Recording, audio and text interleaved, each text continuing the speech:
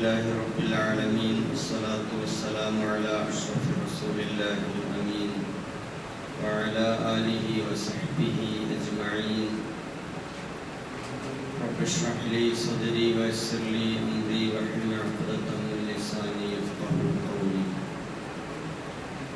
أعوذ بالله من الشيطان الرجيم. بسم الله الرحمن الرحيم.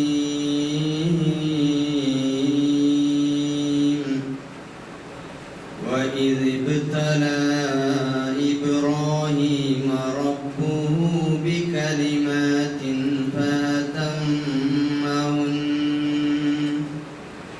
قال إني جاعلك للناس إماما قال ومن ذريتي قال لا ينال عهد الظالمين.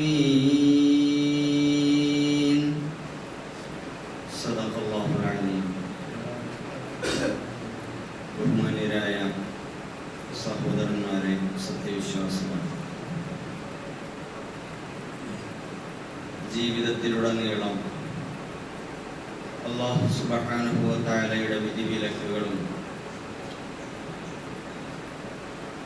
അല്ലാഹുവിൻ്റെ അന്ത്യദൂതൻ മുഹമ്മദുർ റസൂലുള്ളാഹി സ്വല്ലല്ലാഹു അലൈഹി വസല്ലമിൻ്റെ ജീവിതമാർഗവും പിന്തുടർന്നു അല്ലാഹുവിൻ്റെ പ്രീതി കരഗതമാക്കുവാനും പാരത്രിക ലോകത്ത് ശാശ്വതമായ വിജയികളിൽ ഉൾപ്പെടാനുമുള്ള നിരന്തരമായ നിതാന്തമായ ശ്രമങ്ങളിൽ ഏർപ്പെടണമെന്ന് ഞാൻ എന്നോടും നിങ്ങൾ ഓരോരുത്തരോടും ഓർമ്മിപ്പിക്കുന്നു.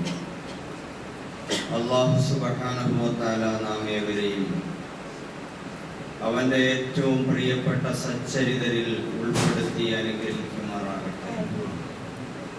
നമ്മെ എല്ലാവരെയും അവൻ്റെ പരലോകത്ത് സ്വർഗാവകാശികളിലും അവൻ്റെ പ്രിയപ്പെട്ട ഏറ്റവും ഉന്നതരായ വിജയിച്ച ദാസന്മാരിലും ഉൾപ്പെടുത്തി അനുഗ്രഹിക്കുമാറാണ്.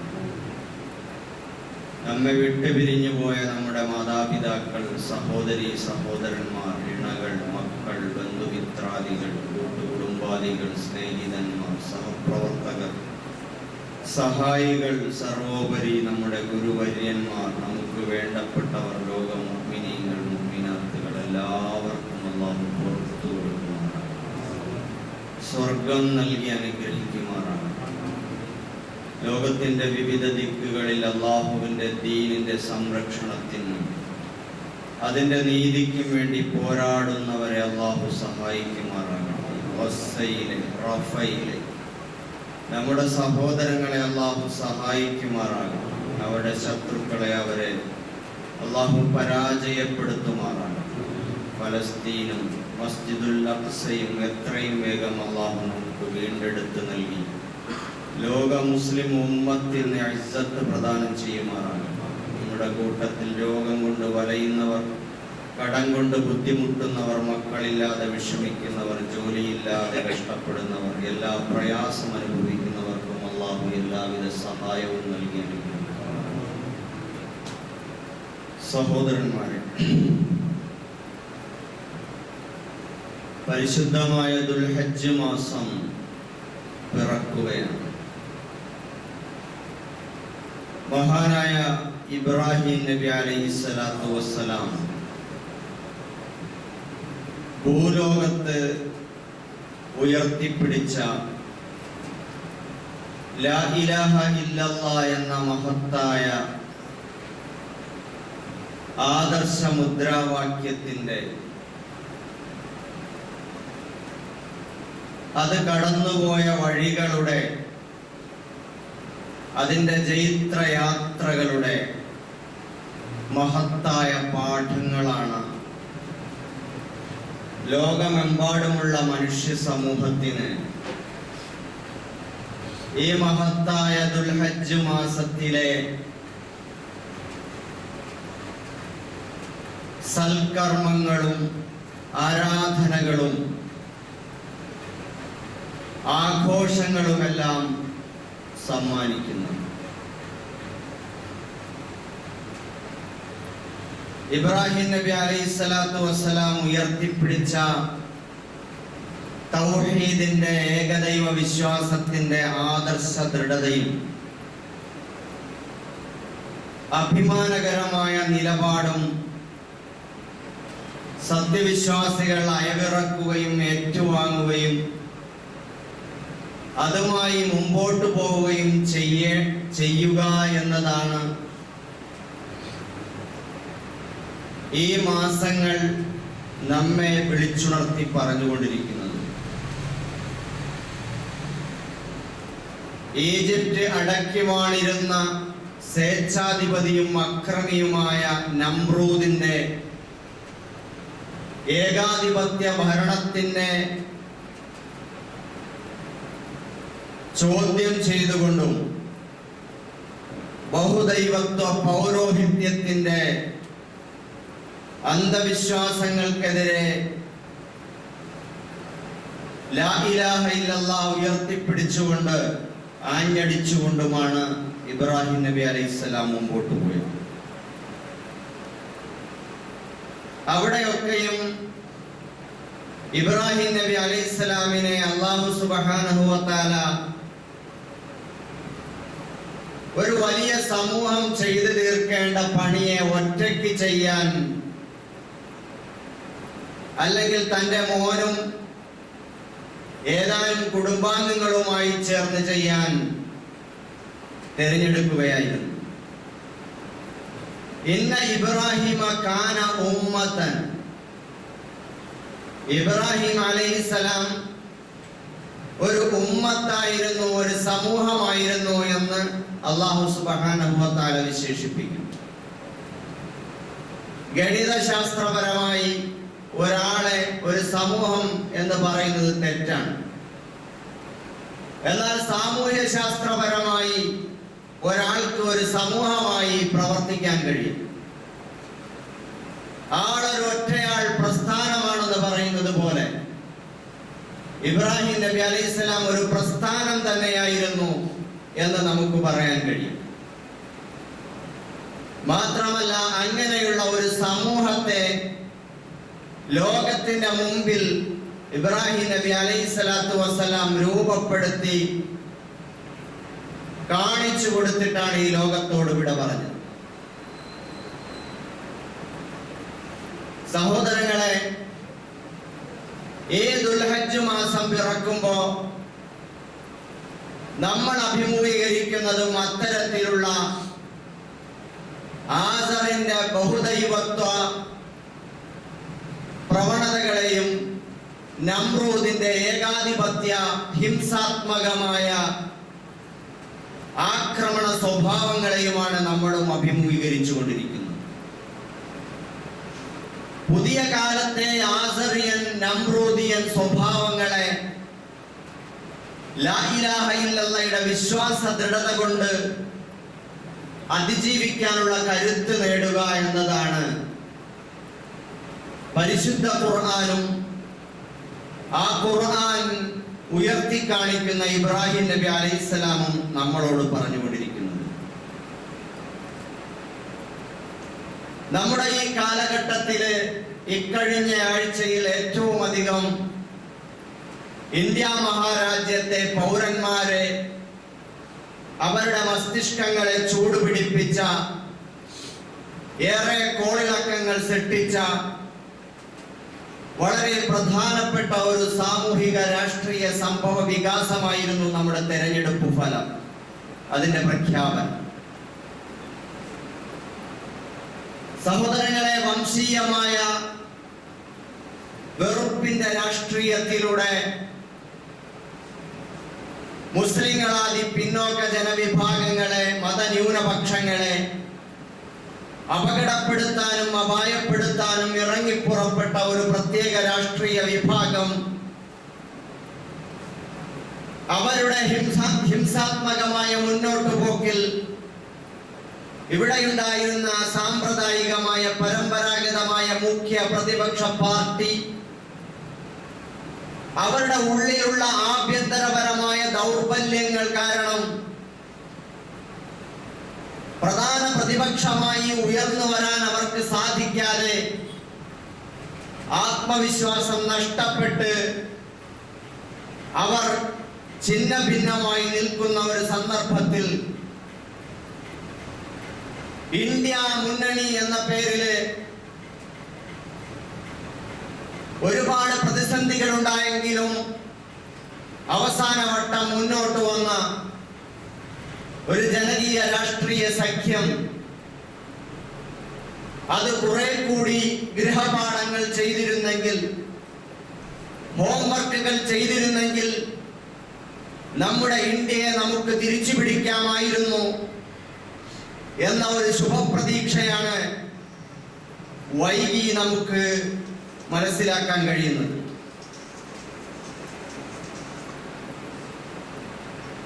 പക്ഷെ നമ്മൾ മനസ്സിലാക്കേണ്ടത്, നമുക്ക് BJP-യുടെ അല്ലെങ്കിൽ ഈ വംശീയ വിദ്വേഷ രാഷ്ട്രീയത്തിന്റെ ഈ വിജയം അവർക്കുണ്ടായ വിജയത്തിലെ ചോർച്ചകളും ക്ഷയങ്ങളും നമ്മൾ ആഘോഷമാക്കുകയാണ്. നമ്മൾ വളരെ ഉത്സാഹത്തോടു കൂടി അതിനെ വിവരിക്കുകയാണ്. നമ്മൾ നോക്കുമ്പോ പ്രധാനപ്പെട്ട ഈ വംശവിദ്വേഷത്തിന്റെ BJP രാഷ്ട്രീയ പാർട്ടിക്ക് NDA മുന്നണിക്ക് 291 സീറ്റുകളും നേരെ മറുവശത്ത് ഇന്ത്യ മുന്നണിക്ക് 234 സീറ്റുകളും ലഭിക്കുമ്പോ അത്ര ചെറിയ കാര്യമൊന്നുമല്ല ഇപ്പോൾ സംഭവിച്ചിരിക്കുന്നത്. തെരഞ്ഞെടുപ്പ് ഫലത്തെ സൂക്ഷ്മമായി നിരീക്ഷിക്കുമ്പോ 30ഓളം മണ്ഡലങ്ങളിൽ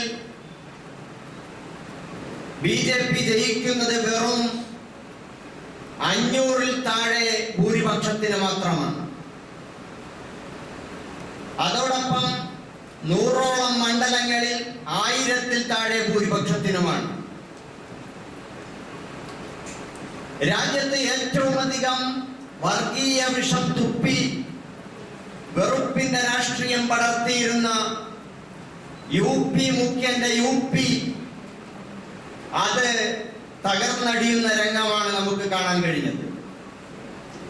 പ്രധാനമന്ത്രി ഉൾപ്പെടെയുള്ള പ്രധാനപ്പെട്ട പാർലമെന്റ് അംഗങ്ങൾ, നേതാക്കന്മാർക്കൊക്കെ തന്നെ വമ്പിച്ച തോതിൽ ഭൂരിപക്ഷം നഷ്ടപ്പെടുകയും ഒരുപാട് MP-മാർക്ക്, മുൻ BJP MP-മാർ പരാജയപ്പെടുകയും ചെയ്ത ഒരു സന്ദർഭം കൂടിയാണ്. ബാബരി മസ്ജിദ് ഉൾപ്പെടുന്ന അയോധ്യയെ ഉൾപ്പെടുന്ന ഫൈസാബാദ്, അവിടെ ഇന്ത്യ രാജ്യത്ത് ഏറ്റവും അധികം രാമരാഷ്ട്രീയം പറഞ്ഞ് രാമക്ഷേത്രത്തിലൂടെ ജനങ്ങളെ ഭിന്നിപ്പിക്കാൻ ശ്രമിച്ച BJP-യുടെ സ്ഥാനാർത്ഥി അമ്പെ പരാജയപ്പെട്ടു പോയി. ഈ അർത്ഥത്തിലെല്ലാം നമ്മുടെ രാജ്യത്ത്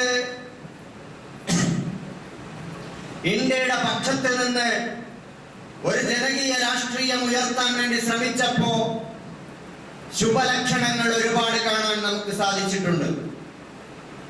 ജനാധിപത്യ മാർഗത്തിലെ ജനകീയമായ പ്രതിരോധത്തിന്റെ ശുഭസാധ്യതകളാണ് ഇതിൽ നമുക്ക് തെളിഞ്ഞു കാണാൻ കഴിയുന്നത്.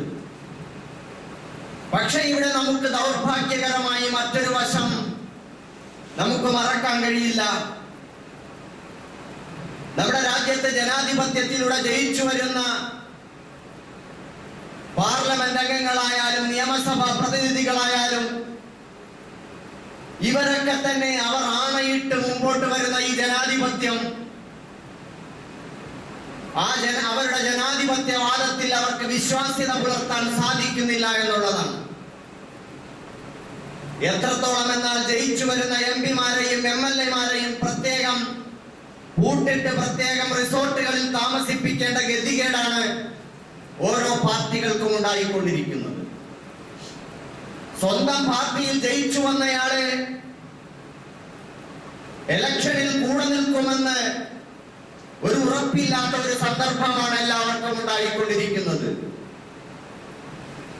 കൂടുതൽ വലിയ അധികാരത്തിനും പണത്തിനും പ്രതാപത്തിനും വേണ്ടി ജനാധിപത്യത്തിനെ കച്ചവടം ചെയ്യുന്ന ജനാധിപത്യ കച്ചവടമാണ് രാജ്യത്ത് നടന്നുകൊണ്ടിരിക്കുന്നത്.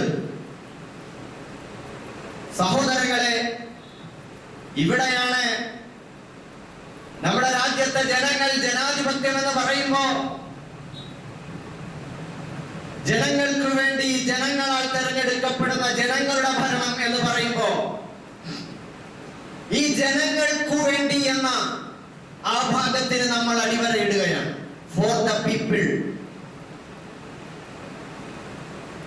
വിശുദ്ധ ഇസ്ലാമിനെ സംബന്ധിച്ചിടത്തോളം ജനങ്ങൾക്ക് വേണ്ടി പ്രവർത്തിക്കുക എന്നത് ജനങ്ങളുടെ ക്ഷേമത്തിന് വേണ്ടി, അവരുടെ ദുരിതം അകറ്റാൻ, അവരുടെ പട്ടിണി മാറ്റാൻ, അവരെ വരിഞ്ഞു മുറുക്കിയിരിക്കുന്ന ഭയം അകറ്റാൻ, അവർക്ക് ക്ഷേമം ഉണ്ടാകാൻ, അവർക്ക് വികസനം ഉണ്ടാകാൻ, അവർ ഈ ലോകത്തെന്ന പോലെ പരലോകത്ത് രക്ഷപ്പെടാൻ, അവർ അടിമത്തത്തിന്റെയും അന്ധവിശ്വാസങ്ങളുടെയും മായങ്ങളിൽ നിന്നും പുകമറകളിൽ നിന്നും രക്ഷപ്പെടാൻ, അല്ലാഹുവിലേക്ക് അടുക്കാൻ, പരലോകത്തെ കുറിച്ച് ബോധമുണ്ടാവാൻ, ഇതെല്ലാം ജനങ്ങളോടുള്ള പ്രതിബദ്ധതയുടെ ഭാഗമാണ്. പരിശുദ്ധ ഖുർആൻ പറയുന്നുണ്ട്, ഇന്ന അവ്വല ബൈത്തിൻ വൂദിഅ ലിന്നാസ്, ലോകത്താദ്യമായി ജനങ്ങൾക്ക് വേണ്ടി പണി കഴിപ്പിക്കപ്പെട്ട ഭവനം, ലല്ലദീ ബിബക്കത മുബാറകൻ വഹുദൻ ലിൽ ആലമീൻ, അത് മക്കയിൽ സ്ഥിതി ചെയ്യുന്ന മക്കയിൽ സ്ഥിതി ചെയ്യുന്ന ആ കഅബാലയമാണ്. അത് ലോക മാനവരാശിക്ക് മാർഗദർശനമാണ് ആ കഅബാലയം. സഹോദരങ്ങളെ, മുസ്ലിമീങ്ങൾക്ക് മാത്രമല്ല ലോകത്താദ്യമായി നിർമ്മിക്കപ്പെട്ട പണി കഴിപ്പിക്കപ്പെട്ട ഭവനം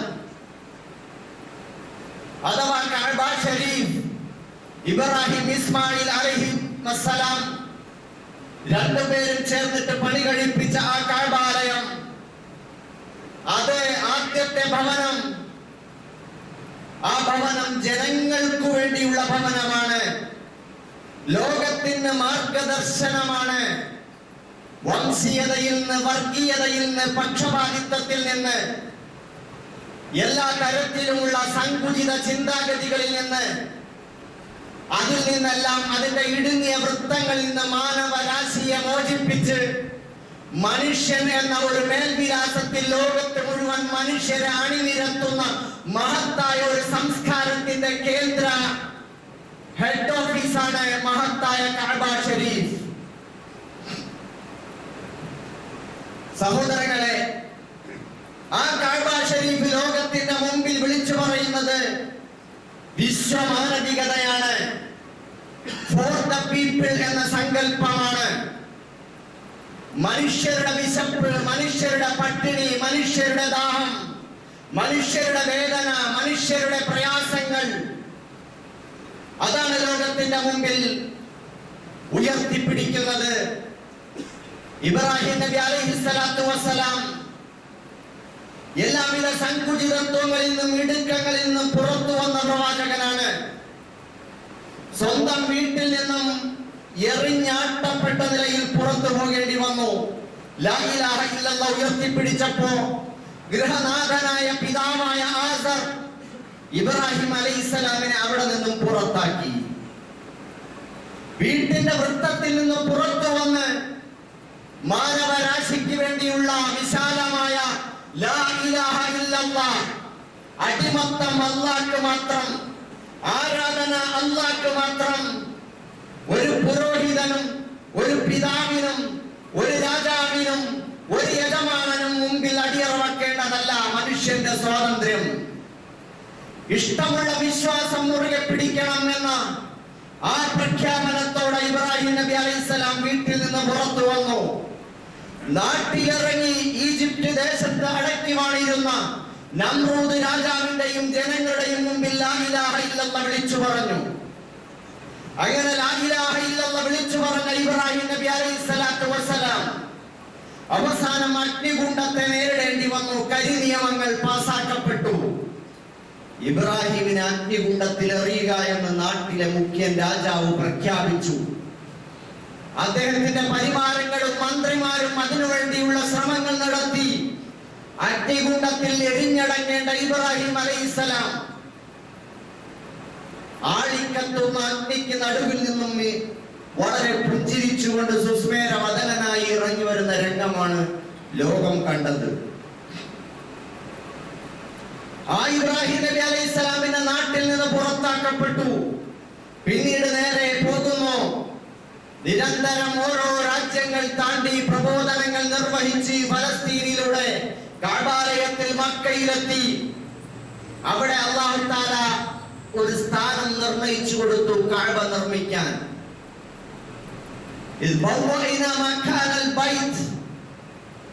കഅബാലയം നിർമ്മിക്കേണ്ട സ്ഥാനം അല്ലാഹു തന്നെ കാണിച്ചു കൊടുത്തു. ഇവിടെയാണ്. അങ്ങനെ ഇബ്രാഹിം നബി അലൈഹിസ്സലാം അത് നിർമ്മിച്ചു.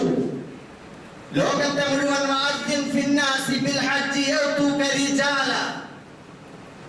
എന്നിട്ട് അല്ലാഹു പറഞ്ഞു ജനങ്ങളോട് വിളംബരം ചെയ്യാൻ ഹജ്ജിന് വിളിക്കാൻ. മൈക്രോഫോണിലൂടെയല്ല, ലോകത്തെ മുഴുവൻ കേൾപ്പിക്കാൻ പറ്റുന്ന മാധ്യമങ്ങളില്ലാത്തൊരു കാലത്ത് ഇബ്രാഹിം നബി അലൈഹിസ്സലാം അല്ലാഹുവിന്റെ കൽപ്പന പാലിച്ചുകൊണ്ട് അല്ലാഹുവിലേക്ക് വിളിച്ചു. മാനവരാശിയെ മുഴുവൻ അല്ലാഹുവിലേക്ക് വരൂ, അല്ലാഹുവിന്റെ ഭവനത്തിലേക്ക് വരൂ, ജനങ്ങളുടെ ഭവനമാണിത് എന്ന്. അങ്ങനെ ആ വിളി കേട്ടുകൊണ്ടാണ് ആളുകൾ ഇന്നും പുറപ്പെട്ടുകൊണ്ടിരിക്കുന്നത്. ലബ്ബൈക അല്ലാഹുമ്മ ലബ്ബൈക്, അല്ലാഹുവേ നിന്റെ വിളിക്ക് ഞങ്ങൾ ഇതാ ഉത്തരം ചെയ്തിരിക്കുന്നു. ആവർത്തിച്ചാവർത്തിച്ച് ഉത്തരം ചെയ്തിരിക്കുന്നു. ഏത് വിളി? അന്ന് ഇബ്രാഹിം നബി അലൈഹിസ്സലാമിനെ കൊണ്ട് അല്ലാഹു വിളിപ്പിച്ച വിളിക്കുള്ള ഉത്തരം. സഹോദരങ്ങളെ, അതാണ് ഇന്നും ഹാജിമാർ ഇഹ്റാം ചെയ്ത ഉടനെ ചൊല്ലിക്കൊണ്ടിരിക്കുന്ന തൽബിയത്ത്. എല്ലാവിധ വംശീയതയുടെയും വർഗീയതയുടെയും പക്ഷപാതിത്വത്തിന്റെയും സങ്കുചിതത്വത്തിന്റെയും എല്ലാം മതിൽ കെട്ടുകളെ തകർക്കുന്ന പ്രഖ്യാപനമാണ് ലബ്ബൈക അല്ലാഹുമ്മ ലബ്ബൈക്.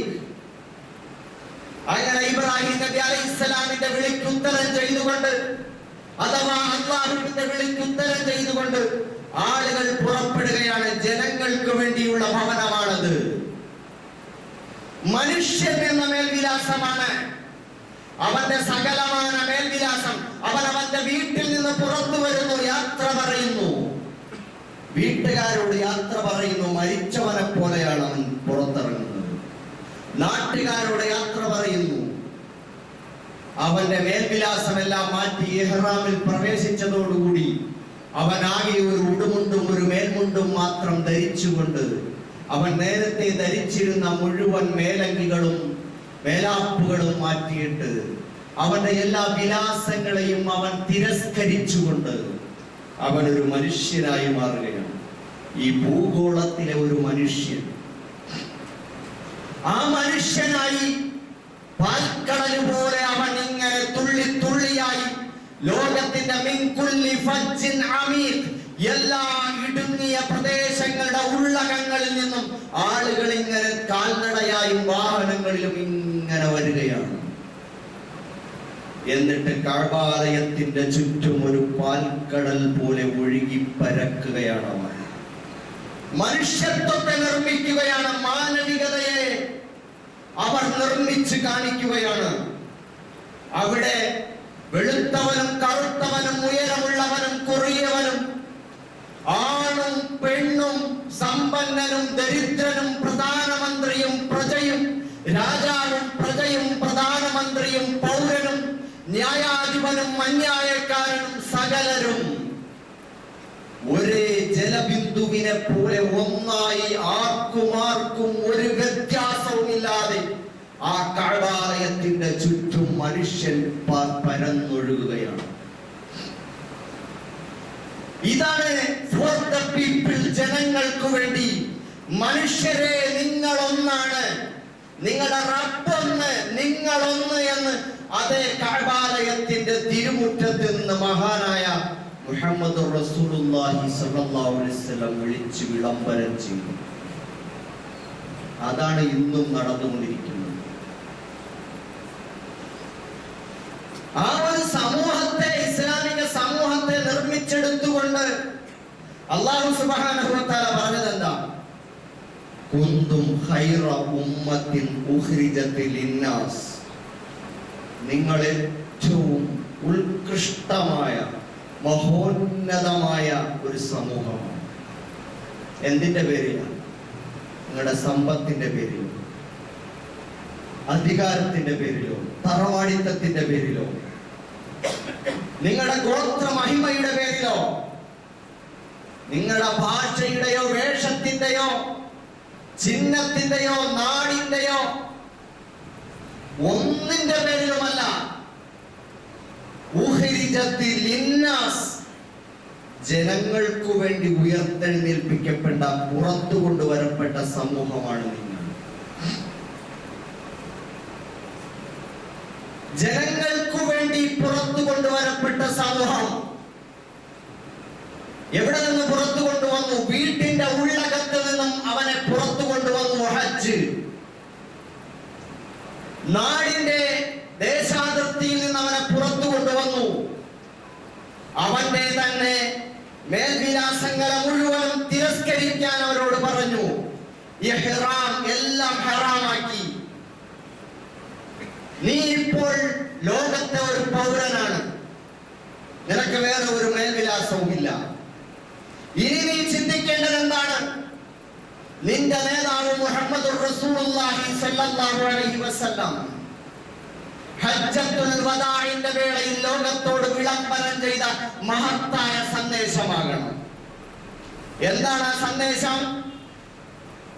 ആ സന്ദേശം നബി ചോദിച്ചു, അയ്യു യൗമിൻ ഹാദാ, ഏത് ദിനമാണ് കൂട്ടുകാരെ, സഹാബാക്കളെ, ഏത് ദിനമാണിത്?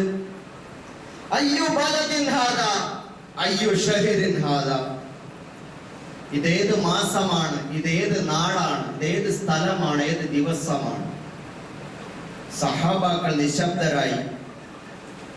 അവർക്ക് പരിചയമില്ലാത്ത വേറെ ഏതോ ഒരു നാടിനെ പറ്റിയോ ദിവസത്തെ പറ്റിയോ സ്ഥലത്തെ പറ്റിയോ ആവും നബി പറയാൻ പോവുക എന്ന്. അതുകൊണ്ട് മറുപടി പറയാൻ അവർ ധൈര്യപ്പെട്ടില്ല. നബി തന്നെ ആവർത്തിച്ചു പറഞ്ഞു, അതെ, ഇത് ദുൽഹജ്ജ് മാസം 10, ഇത് കഅബ ഷരീഫിന്റെ ചാരത്താണ്, ഇത് പുണ്യമായ ഹറമിലാണ് നിങ്ങൾ, ഇത് ദുൽഹജ്ജ് മാസത്തിലാണ്. ഈ പുണ്യമായ പവിത്രമായ ഹറമിനും ഈ ദിവസത്തിനും ഈ മാസത്തിനും ഒരു പവിത്രതയുണ്ടല്ലോ. ഈ പവിത്രത പോലെയാണ് ഇന്ന അംവാലക്കും വഅറാദക്കും വദിമാഅക്കും ഹറാമുൻ അലൈക്കും, നിങ്ങളുടെ ജീവനും സ്വത്തും അഭിമാനവും ഈ കഅബ ഷരീഫ് പോലെ, ഈ ഹറം ഷരീഫ് പോലെ, ഈ ദുൽഹജ്ജ് മാസം പോലെ, ഈ അറഫ ദിനം പോലെ പവിത്രമാണ്. അതാരും അങ്ങോട്ടും ഇങ്ങോട്ടും അന്യായമായി ചിന്തരുത്, കയ്യേറ്റം നടത്തരുത് എന്ന്. പരിശുദ്ധ ദീനുൽ ഇസ്ലാം അതിന്റെ അടിസ്ഥാന നിദാന തത്വം ഇതാണ്.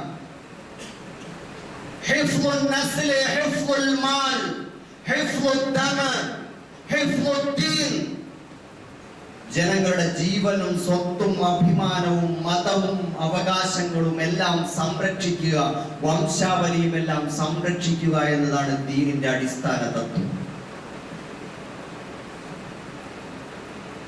സഹോദരങ്ങളെ, പരിശുദ്ധ ദീനുൽ ഇസ്ലാമിനെ ആറ്റിക്കുറുക്കി അതിന്റെ അടിസ്ഥാനം കാണാൻ ശ്രമിച്ചാൽ ലോകത്തെ മാനവരാശിയുടെ അഭിമാനത്തിനും ജീവനും സ്വത്തിനും അവന്റെ വംശാവലിക്കും അതേപോലെ തന്നെ അവന്റെ മതത്തിനും സംരക്ഷണം കൊടുക്കുന്നതാണ് ദീൻ. ഇതിന്റെ വകഭേദമായാണ് റസൂലുള്ളാഹി സ്വല്ലല്ലാഹു അലൈഹി വസല്ലം ആ ഹജ്ജത്തുൽ വദാഇന്റെ വേളയിൽ അവിടെ ഒരു ഗംഭീരമായ പ്രഭാഷണം നടത്തിയത്. കഅബാലയത്തെ തൊട്ടുമുത്താൻ, അതിന്റെ കില്ല പിടിക്കാൻ, ഹജറുൽ അസ്വദിനെ ചുംബിക്കാൻ, കഅബാലയത്തെ നോക്കി എന്തുമാത്രം ഹൃദയവേദനയോടെ കണ്ണീരൊലിപ്പിക്കാറുണ്ട് നമ്മൾ. അതുപോലെ പവിത്രമാണ് നിന്റെ തൊട്ടടുത്ത് ജീവിക്കുന്ന നിന്റെ സഹോദരന്റെ അഭിമാനം, അവന്റെ ജീവൻ, അവന്റെ സ്വത്ത്, അവന്റെ ദീൻ എന്ന് റസൂലുള്ളാഹി സ്വല്ലല്ലാഹു അലൈഹി വസല്ലം ഓർമ്മിപ്പിച്ചു. അപ്പോൾ പരിശുദ്ധ ഇസ്ലാം നമ്മെ പഠിപ്പിക്കുന്നത് ജനാധിപത്യത്തിലെ ഫോർ ദ പീപ്പിൾ, ജനങ്ങൾക്കു വേണ്ടി എന്ന സങ്കല്പം, അത് പരിശുദ്ധ ഇസ്ലാമിന് അന്യമല്ല.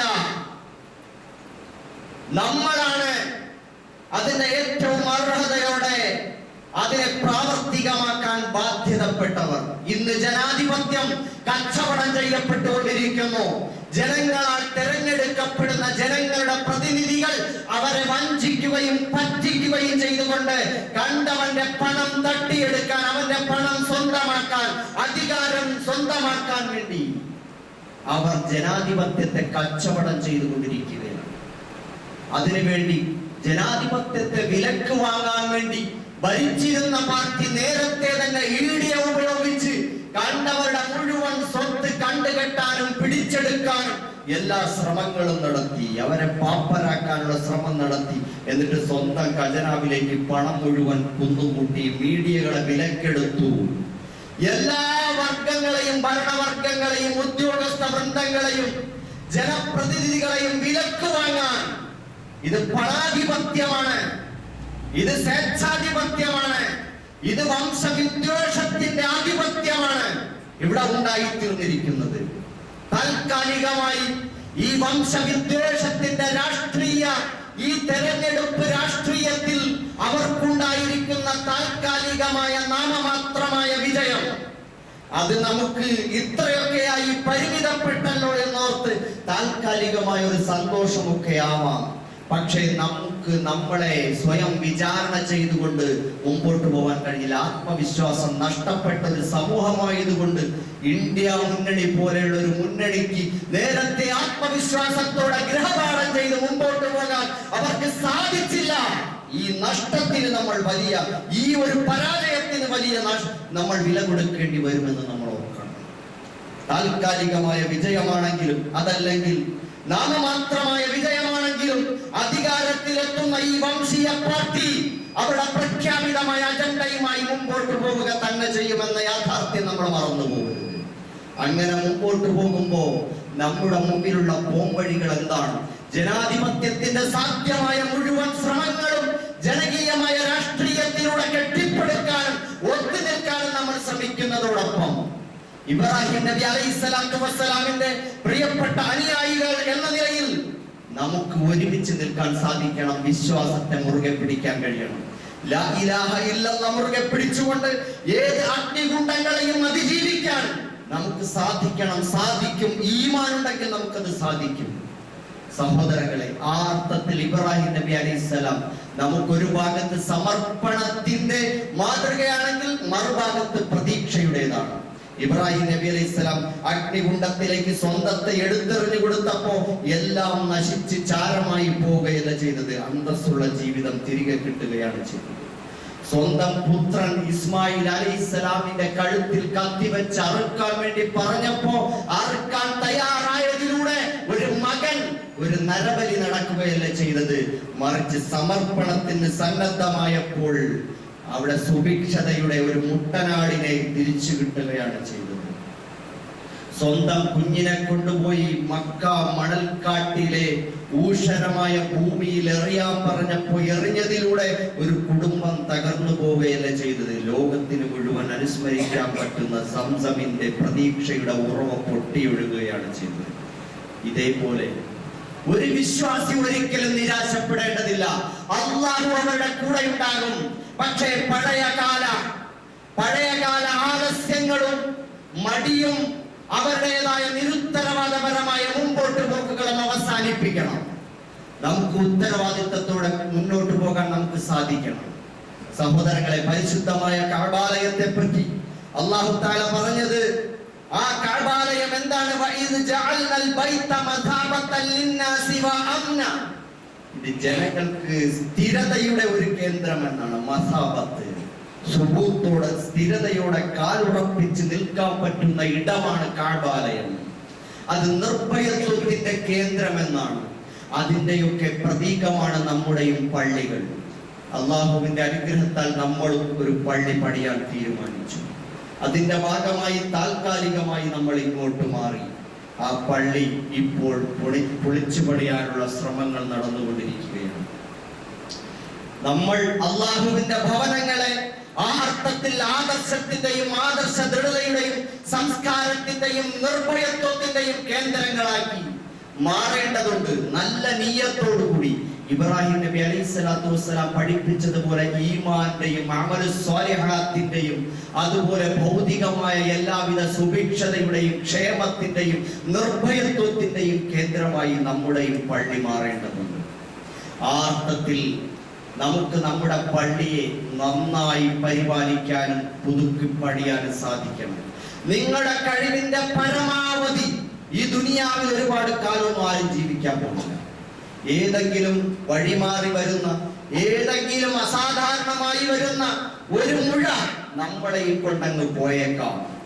ഏതെങ്കിലും ഒരു ഉറക്കത്തിൽ കിടക്കുന്ന നമ്മൾ പിന്നെ ഉണരാതെ നേരം പുലർന്നേക്കാം. നമ്മുടെ സിരകളിൽ എവിടെയോ അടിഞ്ഞു നിൽക്കുന്ന കൊഴുപ്പുകൾ ഏതെങ്കിലും അപകടകരമായ അവസ്ഥകൾ അതിലേക്ക് നമ്മളെ കൊണ്ടുപോയേക്കാം. ഒരു ഹൃദയാഘാതത്തിലേക്ക് നമ്മളെ കൊണ്ടുപോയേക്കാം. ആരും ഒന്നും ഇവിടെ ഇട്ടിട്ട് പോകുന്നില്ല. വെറും കയ്യോടെയാണ് നമ്മൾ പോകേണ്ടത്. നമുക്ക് അടിസ്ഥാനപരമായ അത്യാവശ്യങ്ങൾ നിർവഹിക്കാൻ സാധ്യമായ മുഴുവൻ സമ്പാദ്യങ്ങളും ആ മേഖലയിലേക്ക് തിരിച്ചു വെക്കാൻ കഴിയണം. നമ്മുടെ മക്കളെ അനാഥരാക്കി പട്ടിണിക്കിട്ട് പോകണമെന്നല്ല അതിന്റെ അർത്ഥം.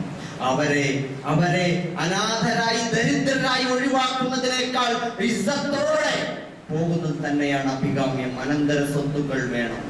പക്ഷെ നമ്മളൊന്ന് ആലോചിക്കണം. അടിസ്ഥാനപരമായ ആവശ്യങ്ങൾ അല്ലാഹുവിന്റെ പള്ളി എന്നത് നമ്മുടെ വീടിനേക്കാൾ വലിയ ആവശ്യമാണ്.